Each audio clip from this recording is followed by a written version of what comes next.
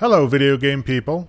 I have been playing Godfall and I don't really know why. Before I get started, Gearbox technically did provide me with a code for the PC version of this game, but only did so well after I had purchased the PS5 version and dumped time into it.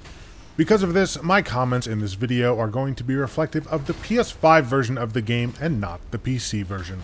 If you're familiar with Godfall, you've probably heard tell of its incredible mediocrity, uninspired design, or how it will be forgotten amongst the long list of dull console launch games. I could sit here for an hour and tell you all of the things wrong with the game, problems with the game's design, the art style, the repetitiveness, or how buggy it is, whether it be the constant stuttering every time an enemy explodes out loot, how it crashes during pivotal moments, or how generally busted the UI is. And while I do plan on talking about that stuff, the thing I really want to figure out is why the hell I've put in 20-something hours, and am mildly addicted to this game that is so widely scorned.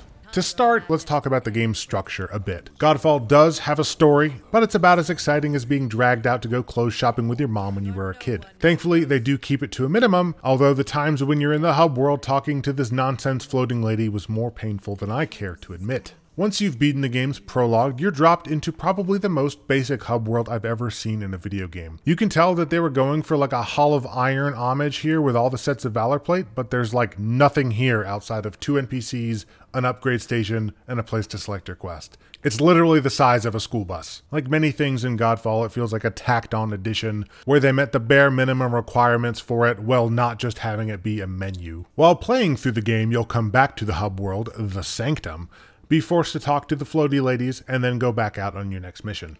You can take a minute to upgrade your gear or swap out your Valor Plates while you're there, but there's pretty much nothing else to do in the hub world. The missions themselves aren't necessarily structured weirdly, but the way they end is. There's 3 main areas to the game, but these are not huge, sprawling areas, although they are technically open. They're just a lot of little interconnected paths, and there's about 4 or 5 missions in each one of these worlds, and before you know it, you'll be moving on to the next one. They're very small, and there's not a lot of missions set within them. Once you're in a mission, you're tasked with doing whatever the mission objective is, which always boils down to going and killing stuff. That's it. While you're on the mission, you can sidetrack a bit and explore to find resources, chests, Valor Plate cores, which let you buy new Valor Plates, whatever. I did a little bit of this in the first and second world, but after a while I realized it was kind of pointless, so I just beelined it for my objectives. Where it gets weird is once you've completed a mission, you're not immediately sent back to the hub world. Instead it says the mission's completed, and you can stay on the map to look around for these twilight beacons, which will spawn additional chests around the world that have some sort of puzzle attached to them. I did a few of these, and again, it was one of those things where you're getting loot for your level, but you level so fast that you're outgrowing the loot that you get, so there's no point in sitting around and getting these chests, because you're going to get more loot on the next mission anyway, and you'll probably outlevel it by the mission after that. It's weird and awkward and pointless. Once you complete the story, you're able to play Dreamstones, which are basically a 1 to 4 level gauntlet of missions where you'll be acquiring modifiers and ultimately trying to beat the boss of the Dreamstone. These levels are harder but shorter versions of the missions you already played in the campaign, and can generally be completed in like 5 minutes or less. The endgame content is fun, and having a way to farm loot indefinitely is appealing. Unfortunately, the game makes you spend resources to enter the Dreamstones, so eventually you'll have to farm the more boring and unappealing content in order to run the higher level Dreamstones. There's a lot of silly choices in this game, but gating players away from probably the best part of the game is the worst one. Taking a minute to talk about bugs, the game actually got more buggy as I played it. In the beginning, it was relatively fine. I had a few frame drops here and there, but as time went on, it got way worse. The game has crashed on me no less than 6 times, oftentimes in boss fights or during pivotal moments. Not fun. When you go into your gear and you visit the augment menu, it freezes completely, just for a few seconds, but it's enough to make you go, what the fuck is wrong with my PlayStation? People on the forums have mentioned it's a memory leak or something like that, but whatever it is, it's terrible. What's worse is that every single enemy or boss in this game explodes with loot. And while that alone isn't bad, when it does happen and you walk around to pick up the loot, the game literally drops to single-digit frames or freezes completely. And this is consistent. Every single time I beat a boss, the frame rate drops to nothing when I try to pick up the loot. I've had times in the middle of a level where I'll need to break something or interact with something, and I just won't be able to. So what do? I have to abandon the entire mission and restart it. There was one time in the middle of the game where I nearly quit forever because of that. On top of that, the UI is a buggy and poorly designed mess. Things like the crafting UI will lose options midway through if you go into an item and go back, and you'll have to back out completely of the home menu and then go back into it. This game is really buggy. I haven't really played much of the PC version, but from what I hear, it's no exception on that front either.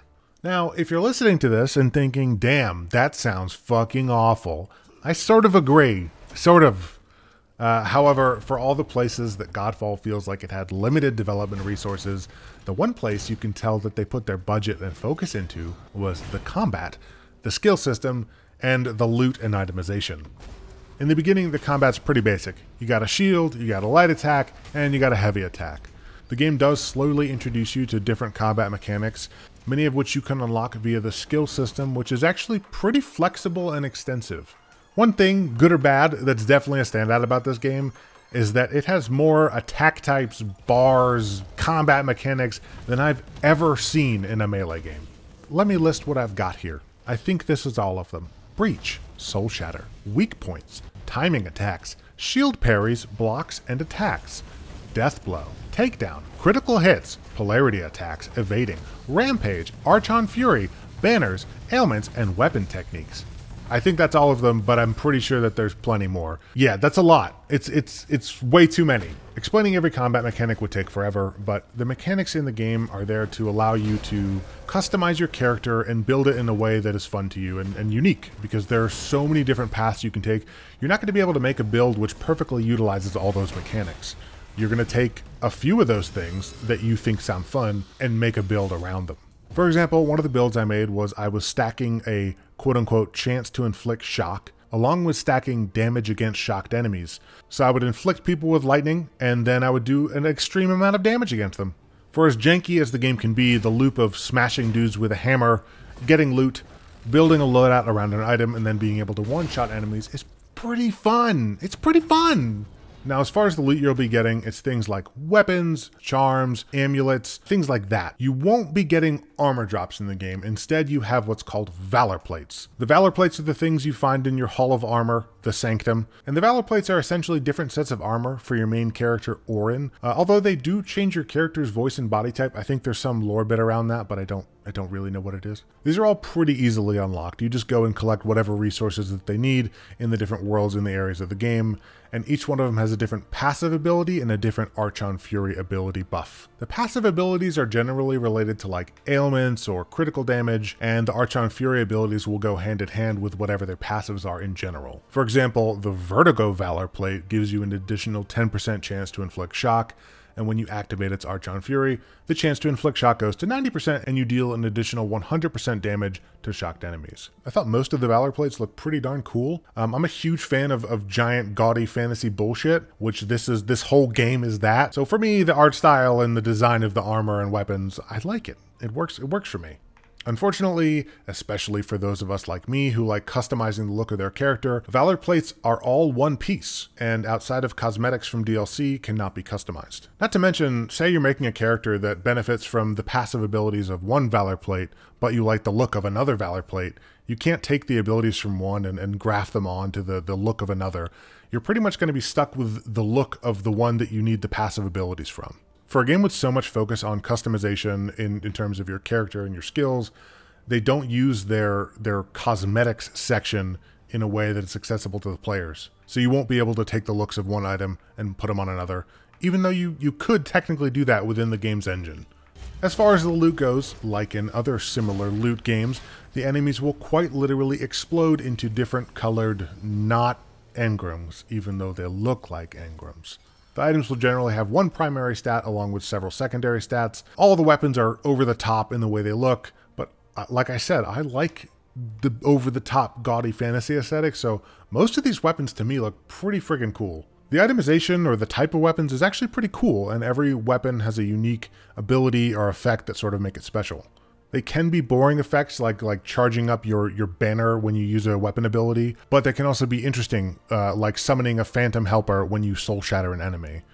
I often found myself getting a new weapon that seemed like it had some cool stats, and then going through the rest of my gear and trying to come up with items that synergize well with that to make a build specifically around a weapon that I thought either looked cool or worked well. The amount of stats, mechanics, bars, resources all eventually do start to make the game collapse under its own weight though.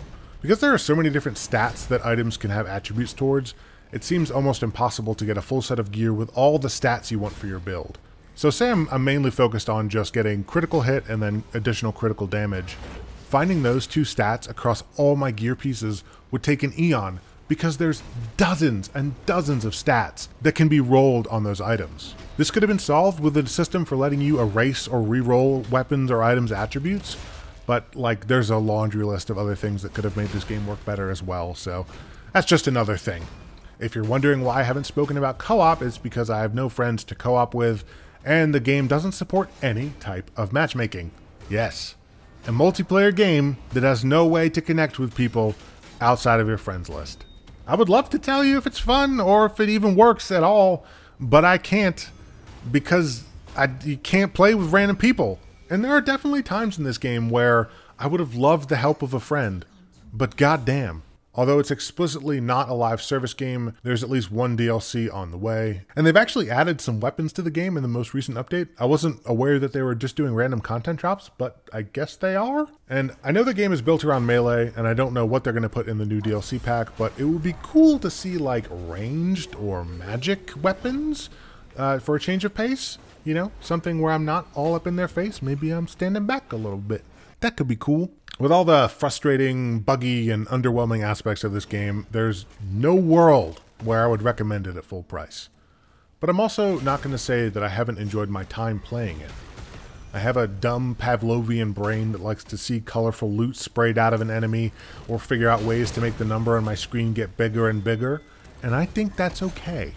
I had originally planned on playing a few hours of Godfall so I can form an opinion on it and maybe make a little video on it. And that turned into like 24 hours of me pretty addicted to grinding bosses in a game I'm pretty sure is not very good. But it simply pushes the buttons in my brain that let me ignore the bullshit of it and keep grinding and keep getting cool colored loot.